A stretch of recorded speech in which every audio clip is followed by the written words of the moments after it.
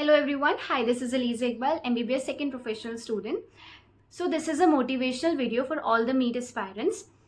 तो मैं आज आपको बताऊंगी कि मैंने लास्ट के 3 दिन में कैसे पढ़ाई की थी और कैसे खुद को मोटिवेटेड रखा था. The things that I did in last 3 days that made me score 600 plus marks in NEET. तो मैंने अपना नीट का एग्ज़ाम 17 जुलाई 2022 में दिया था और उसके जस्ट 2-3 दिन पहले मुझे इतनी एंजाइटी हो रही थी, इतना टेंशन हो रहा था, मेरी हार्ट बीट्स पूरी बढ़ गई थी, बहुत ज़्यादा तेज़ हो गई थी. मुझे लग रहा था मेरा इस बार भी हो पाएगा कि नहीं हो पाएगा और बहुत हज़ार थॉट्स आ रहे थे. I was a dropper and मुझे लग रहा था मेरा अगर इस बार नहीं हुआ फिर मेरा क्या होगा. बहुत सारी चीज़ें चल रही थी मेरे दिमाग में. फिर मैंने अपनी पूरी स्ट्रेंथ गैदर की और मैंने सोचा अगर यही सब सोचते रहे तो ये जो टेंशन है वो रिग्रेट में चेंज हो जाएगी और ज़्यादा चीज़ें ख़राब हो जाएंगी. तो आधे घंटे टाइम वेस्ट करने के बाद, रोने धोने के बाद, उसके बाद I decided to study physics, क्योंकि फ़िज़िक्स मेरा वीक पॉइंट था. सबसे ज़्यादा सब्जेक्ट जो वीक था मेरा वो फ़िज़िक्स था. तो मैंने डिसाइड किया कि मैं सबसे पहले फ़िज़िक्स को कंप्लीट करूँगी, क्योंकि अगर उसको एंड तक छोड़ूंगी तो वो मुझसे नहीं हो पाएगा. तो जितने जल्दी मैं पहले फ़िज़िक्स रिविज़न करके रख दूँ वो ज़्यादा अच्छा रहेगा मेरे लिए. तो मैंने अपनी फ़िज़िक्स के नोट्स उठाए, क्लास नोट्स, और फिर मैं बैठी. मैं लिटरली 3 या 4 घंटे में 11th के नोट्स फ़िज़िक्स के पूरे कंप्लीट कर लिए. मैं फुल कंसंट्रेशन के साथ पढ़ने बैठी फ़िज़िक्स को और मैंने 3-4 घंटे में पूरे फ़िज़िक्स के नोट्स पढ़ लिए. पहले मैं थ्योरी पढ़ती थी, उसके बाद जो भी क्वेश्चन नीचे होता था वो पढ़ती थी और फिर जब सॉल्व करती जा रही थी तो मुझे खुद से कॉन्फिडेंस आने लगा था कि नहीं, अब तो मुझसे क्वेश्चन सॉल्व हो रहे हैं. लग रहा था कि नहीं, अब मैं कर लूँगी. तो ये जो होता है ना वो करने से आता है. और मेरा ये था कि अब मैं जब बैठी हूँ तो पूरी फिज़िक्स कंप्लीट करके ही उठूँगी. सिर्फ 2 ही दिन बचे थे तो मुझे लग रहा था यार अब चाहे पूरी जी जान लगा दूँगी लेकिन ये 2 दिन बहुत अच्छे से यूटिलाइज़ करूँगी. So the next day, that is 15th जुलाई, मैंने पूरी केमिस्ट्री कंप्लीट की. केमिस्ट्री भी मैंने ऐसे कंप्लीट की पूरी एक गो में. अब आप लोग सोचेंगे कि एक गो में या फिर एक दिन में कैसे पूरी कंप्लीट हो सकती है केमिस्ट्री. यार हो सकती है, क्योंकि सिर्फ आपको नोट्स पढ़ने हैं जो आपने पूरी क्लास में बैठ के बनाए हैं, जो पूरी साल मेहनत करके जो नोट्स बनाए हैं, अब उनको पढ़ने का टाइम आ गया, उनको रिवाइज़ करने का टाइम आ गया है. तो मैंने सिर्फ वो रिवाइज़ किया जो कि मुझे टफ़ लग रहा था और मुझे लग रहा था कि मैं ज़्यादातर भूल रही हूँ.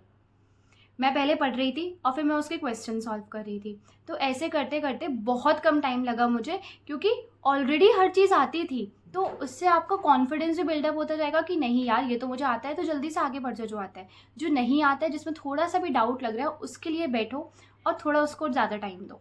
और इस पॉइंट ऑफ टाइम पर आपको कोई डिफ़िकल्ट क्वेश्चन नहीं, सिर्फ बेसिक क्वेश्चन जो कि क्लास में कराए हैं, मैंने सिर्फ वही क्वेश्चन पढ़े थे, क्योंकि 85% पेपर जो आएगा वो सिर्फ बेसिक क्वेश्चन से आएगा.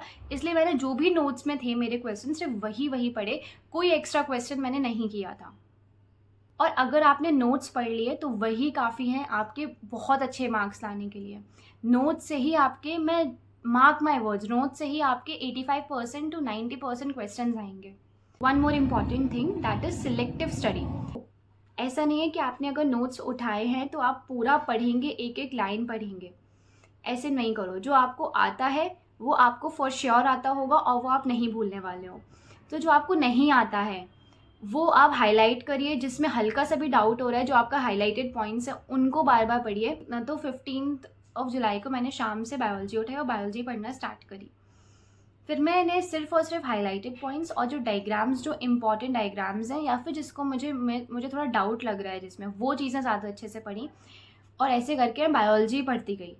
फिर मैंने 16 जुलाई की सुबह से बायोलॉजी फिर से पढ़ना स्टार्ट करी और उस दिन ओ माय गॉड, तो पता नहीं क्या ही हो रहा था उस दिन मेरे साथ. बहुत टेंशन और एनजाइटी लग रही थी, बहुत अजीब सा लग रहा था, टेकीकार्डिया टाइप लग रहा था मुझे. तो बहुत हार्ट बीट्स तेज़ हो रही थी.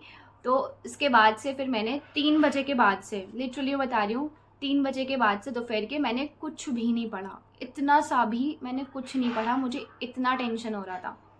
So this was my side of the story कि मैंने लास्ट के 3 दिन कैसे कोप अप किया. अब आपको क्या करना है आप वो सुनिए. ये जो लास्ट के 3 दिन बचे हैं उसमें आपको अपना बेस्ट देना है. ठीक है, मैं मानती हूँ कि एग्ज़ाम के एक दिन पहले पढ़ाई नहीं हो पाती है, लेकिन ये जो लास्ट के 2 दिन बचे हैं उसमें अपना बेस्ट दीजिए. तभी आपको कॉन्फिडेंस आएगा. जब आप हर चीज़ रिवाइज करेंगे तब आपको कॉन्फिडेंस आएगा. ये जो लास्ट के 2 दिन बचे हैं उसमें आपको इतनी मेहनत करनी है कि भी आपने ज़िंदगी में इतनी मेहनत नहीं करी हो.